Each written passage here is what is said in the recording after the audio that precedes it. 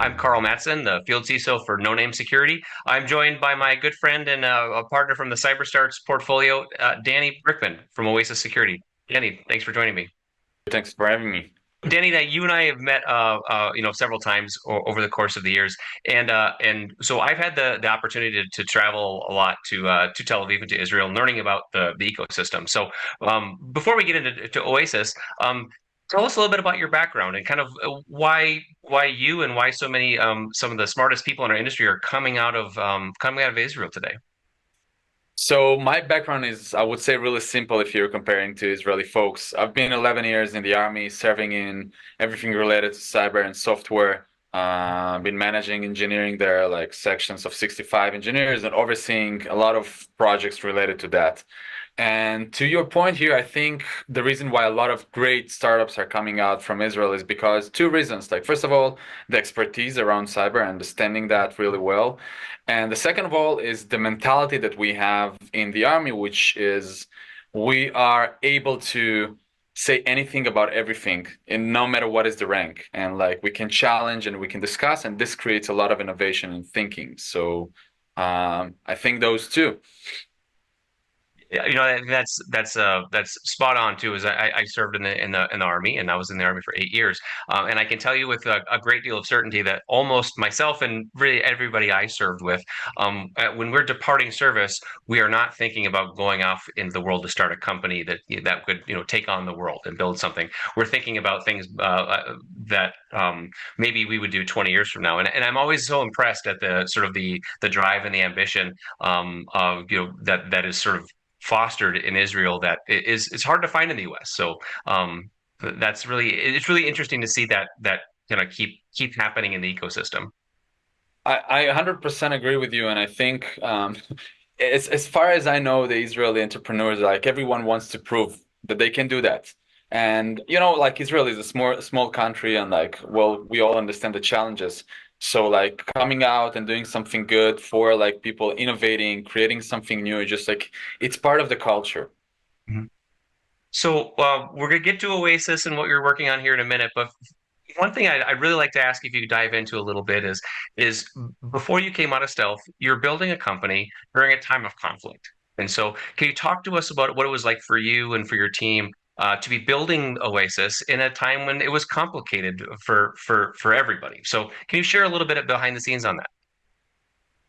So I think because people were expecting from us for resiliency, and this is something that we're again also really good at. Like we know how to operate in quiet times, and we know how to operate in like war times. Unfortunately, yes, this is a reality that we were born to, and that we were unfortunately raised to, and this shows the industry, I think how strong is the ecosystem and the community in Israel when it comes to challenging times. And I have to say that specifically now, it's even more than ever. People want to create and continue creating and doing value. It's really important for us because it's like it's a driver. And even in those challenging times, show the world that we still stand and we deliver and make things happen. It's even more compelling and more important for us. Well, congratulations to you and everybody at Oasis because you proved that you kind of emerged now this month coming out of stealth. Can you give us a picture of what the last couple of weeks have been like for you and the team coming out of stealth with a lot of media attention, a lot of focus now on Oasis, and what's that journey been like coming out of stealth? Uh, it's unpredictable, I would say. No matter what you think it will be, it's unpredictable. And I'm really happy that, first of all, there's a lot of attention to the field and to the problem statement. And we are there only to help solve the problem. And as long as people understand that, we can help. But there's definitely a difference between being in stealth and working on the product, working with the market, working with customers to the point that like everyone now knows what does it mean non-human identities, for example, right? And how big is this risk? So it's changing, and it's really exciting to be in this front of the problem and solving it. So, since I've known you, that you've been talking about non-human identity from the start. Where's the origin of that or the seed of focusing on non-human identity? What was it about that subject area that really drew your attention? Um, 2 points. One of them is our experience. Well, we all know service accounts for many years, many years, and in a way, service account been always like the weakest point because like changing passwords was always painful, and then if a password like service account being breached and people don't know about it, the attacker can keep it for years because nobody's changing the password. So this was the mentality that we thought about originally. But more importantly is that the market actually was describing to us like how complicated is this problem and how it's growing right now. And every initiative that the business is driving towards cloud transformation, automations, now a lot of people speaking about AI, but at the end of the day is replacing human identities with non-human identities. They're doing processes, automatic processes. So it was exciting while we've been in stealth to see how the market transition and his focus on that, and how a lot of problems are actually symptoms of non-managed, non-human identity landscape. In the area of non-human identities, you mentioned secrets, vaults, privileged account managers, Active Directory. There are so many different companies who've specialized in these security areas over time. So, how when you were building Oasis, what were you building towards to differentiate yourself from the sort of the available technologies to So first of all, two things here that drove us from the get-go. One of them, we figure out that people are expecting in those days in 2024, and hopefully as we look forward to be as agentless as possible and to have fast deployment and fast onboarding. And those type of characteristic of the product are really important in the identity space. But yes, like project in identity space, if you're sometimes last like 18 months of deployment. So we built Oasis to do like an integration as fast as possible, so people can get value within days.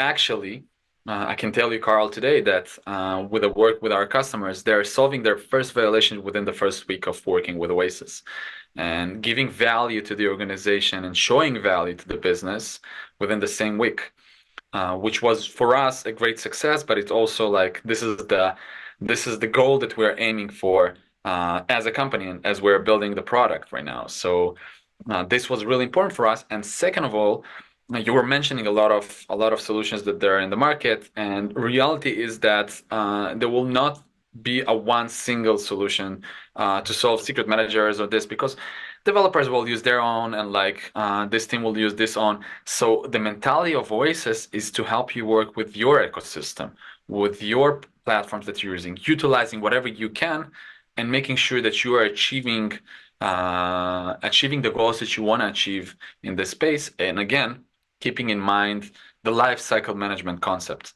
So working with different secret managers and different platforms at once. So can you talk about, you mentioned your environment, and I think this is probably true with some teams that have still are dealing with like a legacy on-premise infrastructure. Are they left out here? Is it cloud-centric, cloud only that can take advantage of Oasis? And what do teams with legacy or on-prem architecture have to gain as well?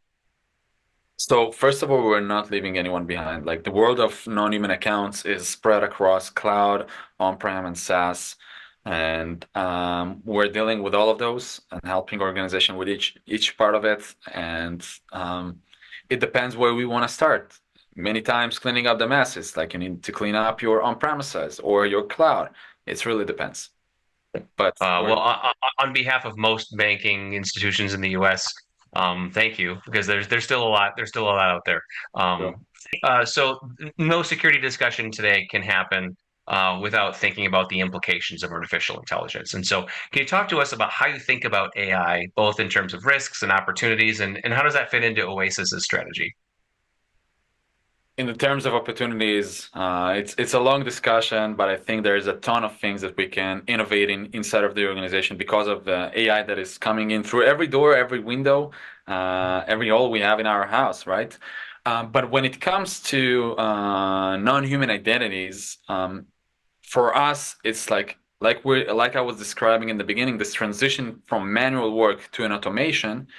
AI is just accelerating the creation of accounts, sometimes to the point that you don't even able to be understanding like what account's being created, who created this token, what it was created for, because the amount of integration is so high that like we can lose track if we're not keeping up with the right policies out of the gate.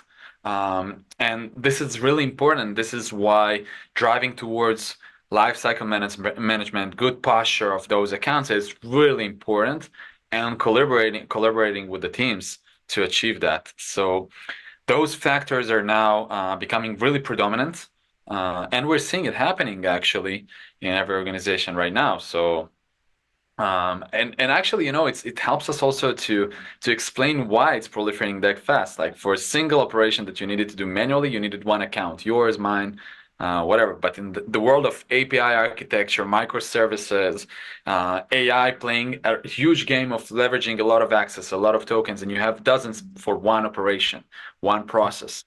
So the math is simple.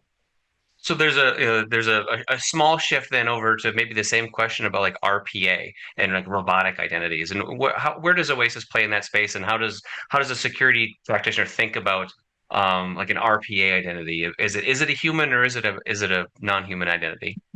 It's a great question. Actually, RPAs are powered by non-human accounts. Every robotic automation, like is using and leveraging tokens, service accounts, secrets, right? And some of them are overused. Some of them are really hard to be maintaining because we don't know what like other bots are using that, other processes are using that. So again, it boils down again to the same notion of like understanding everything, contextualizing the usage and the ownership of those accounts, and then RPA falls into this one of the buckets of usage of non-human accounts. So in that non-human identity landscape, give us a few examples of what that entails. You mentioned service accounts, what other types of identities kind of make this universe complete? So wow, the list is so long, but if we need to put it in several categories, it will be service accounts, service principals, keys, tokens, secrets, certificates, all those different creatures, old and new, that are powering. I know every system today has its own way of authenticating through tokens, keys, and secrets. So this is the whole length of non-human accounts. So are there specific breaches or examples you think really illustrate the scope and the severity of impact of getting this problem set wrong? So it's really interesting. We were investigating all the breaches, later breaches, and each and every one of them has a non-human component. Whether it's the first step, or like we stole a secret from like I don't know Slack channel, something like that, and we got into the organization, or people breach or like use the human account, came in, found hard-coded credentials, and like for Uber case or like others like Okta case, and then the blast radius from that point on was really significant, right? But if we're even looking a few weeks ago, Cloudflare declared that they've been breached after they needed to be rotating all the tokens related to the Okta breach, right? They tried to rotate all of them. They forgot about four of them. Not necessarily forgot, maybe they thought they're stale, but those caused the breach, right? And they needed to rotate again all of the non-human accounts related to that. So not only this was like a really long manual process, but they also could not complete it holistically, but because like basics were missing. Uh, so this is generally what's So, happening now. Yeah. so if I'm an organization and I've got tokens, certificates, API keys, for example, I may have significant gaps in one area. In other areas, I may be relatively mature. How do I know where to start, and how do I begin to look at this non-human identity space? Where do I start as a security practitioner? So the first step is we need to understand the landscape. We cannot address parts of the problem. We need to see everything because, for example, stale accounts can be discovered only if you're discovering all of your accounts, right? So mapping them, inventory, contextualizing the usage, the ownership, all of those pieces that needed to even operate on the first place. So this is even only this helps us understand like how big is the problem, where is the risk, like how many exposures we have, what types of exposures we have.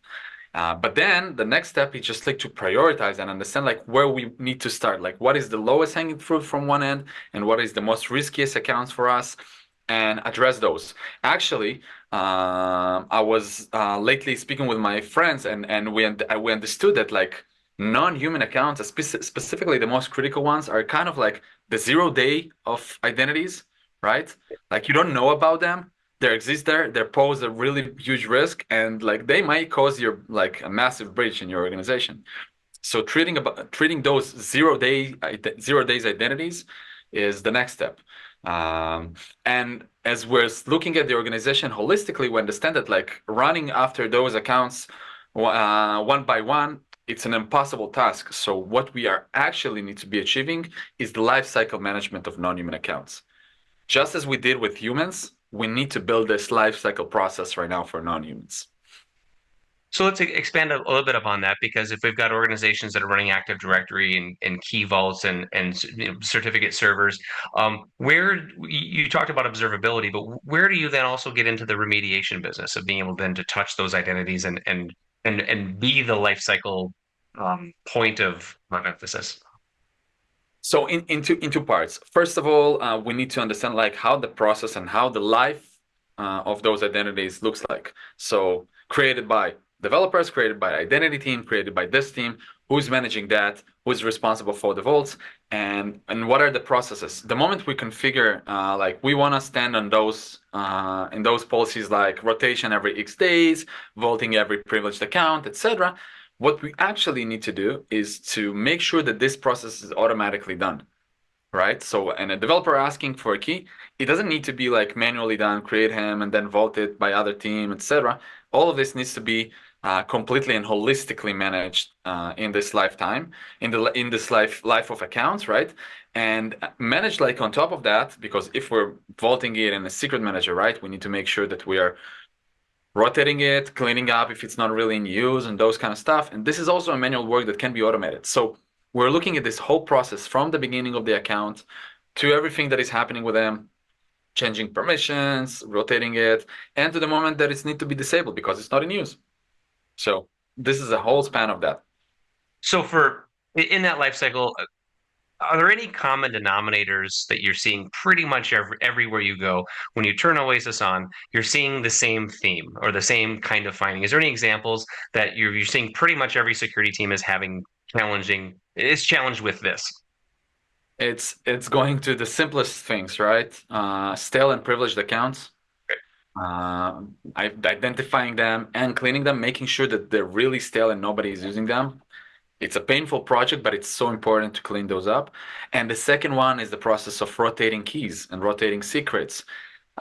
This is also a manual process that requires a lot of contextualization and working with the teams and like sending emails to people. So only those two really basic things are really lagging behind of the automation approach that we have in general.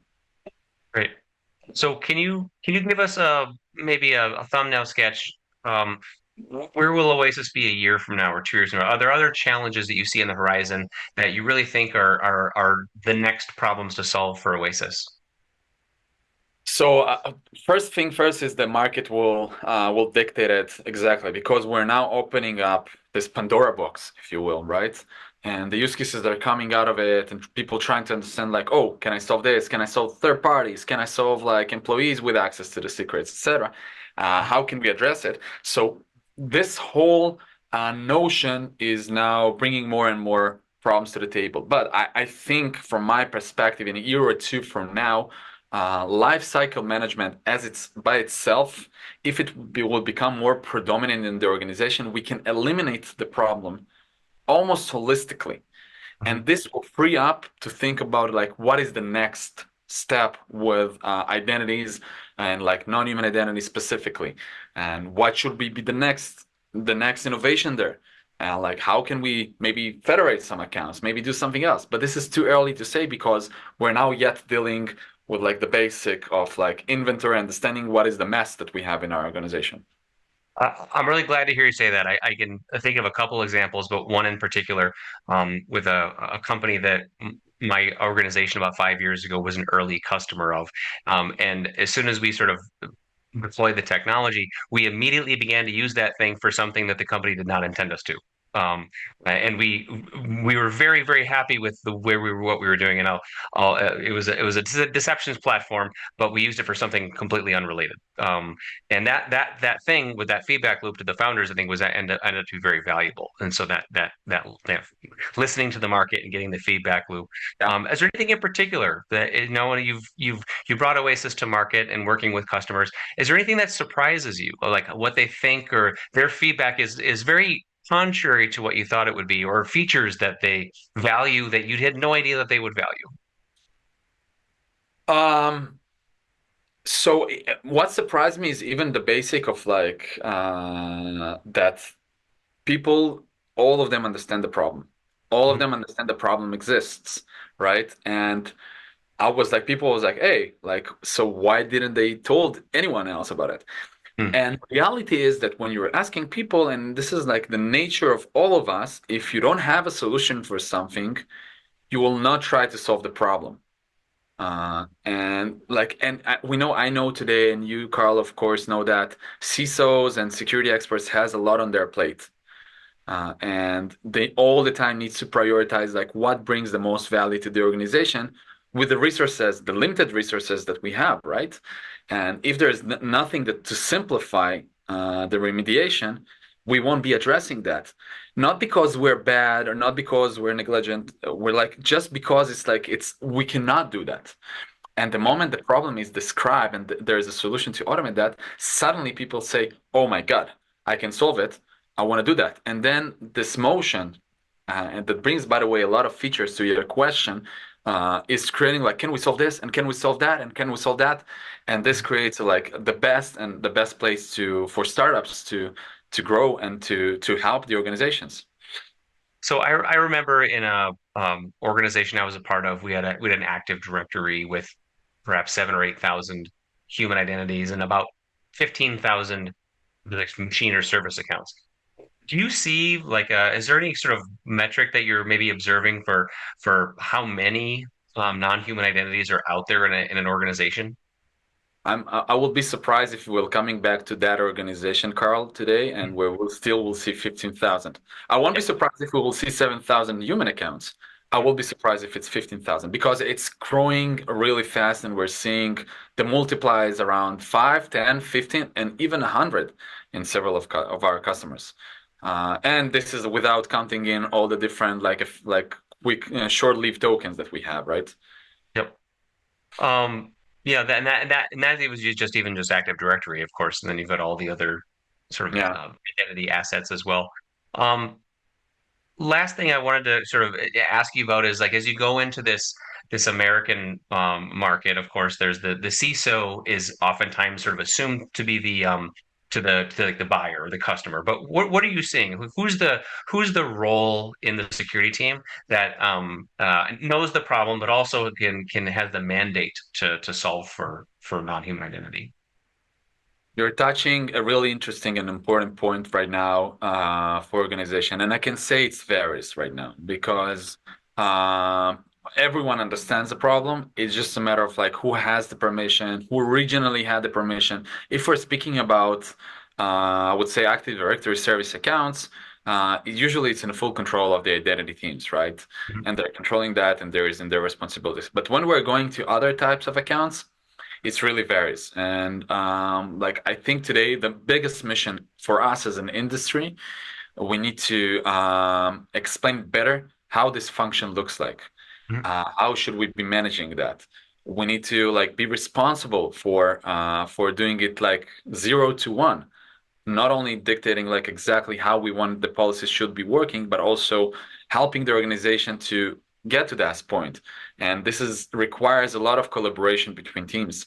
At the end of the day, I'm always saying like in when it comes to identities in mind, when you shut down all of your identities in the organization, you don't have any security issues no more, but then you don't have a business running. So collaborating with developers, with engineers, with cloud teams, with application owners, this is the number one goal that we need to be achieving, and this is requires a mentality and the right approach for that. And I see a lot of organizations are doing that and moving toward that direction right now. So Oasis.security is the website. Talk to us a little bit about what resources you have available, or how do organizations get in contact with you and your team to see more. So first of all, you can leave your details on the website and or reach out directly to us through the website or LinkedIn or any other platform that we exist on. So this is one, and the second one is Oasis is focused on bringing as much as possible value as fast as possible, and we're doing it by like giving organizations risk assessment around non-human accounts to help them understand the problem, to help them quantify the problem and see it in their eyes with their eyes. And we're doing it really fastly within days. So this is one of the things that we are hoping to help the industry even before jumping on exactly how to solve that. And then the burning question that seems to be circulating in industry this week, which is, are you going to be at RSA? Will we be able to meet the Oasis security team at RSA this year?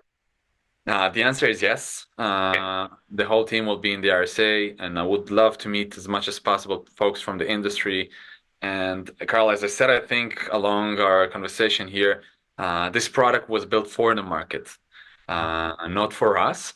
And so every interaction, every feedback, and every thought is helping Oasis and the industry to be more secured. So please don't be shy.